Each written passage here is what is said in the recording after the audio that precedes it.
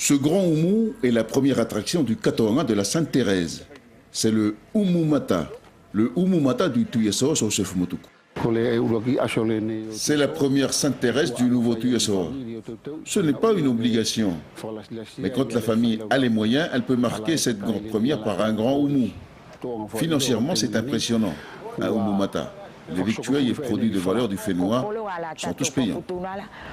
Tous les produits locaux coûtent entre 200 et 500 000 francs.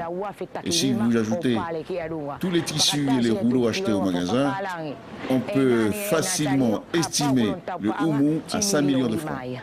Tout s'est préparé cette nuit qui aura été loin de tout repos. C'est même une vraie course contre la montre. À 23 h, premier coup de feu. La famille du Tuyeso vient de tuer le premier cochon du Oumou-Mata. C'est la plus belle pièce du cheptel de ce grand-père, 186 kilos pour 1100 francs le kilo.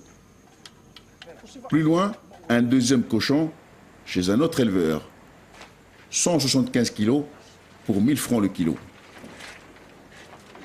À minuit, début du grand chantier. Il faut maintenant nettoyer et vider les bêtes. Chacun dans un rôle bien précis.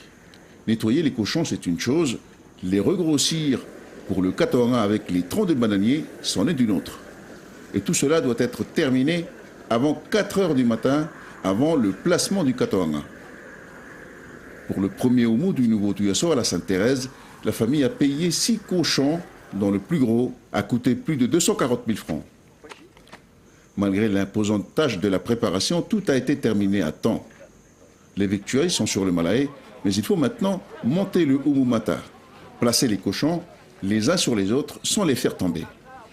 Facile, oui, mais voilà, le poids des cochons a été triplé cette nuit avec les bouts de bananier. Et heureusement, avec l'expérience, tout semble facile. Mais un Oumou-Mata ne se limite pas aux cochons et aux ignames. Les femmes aussi apportent leur participation. Nous sommes fiers d'avoir contribué au Oumou du Tuyeso. Nous avons rassemblé 10 nattes, un tapa géant, 2 grandes bouteilles d'huile locale et 2 curcuma. Le Katoanga est finalement prêt avant le début de la messe à 6 h 30. Le grand Oumou du Tuyeso est resté pendant 2 heures sur la place. Et au final, ce sont les villages de Malaé et Tawa qui ont hérité du Oumou-Mata.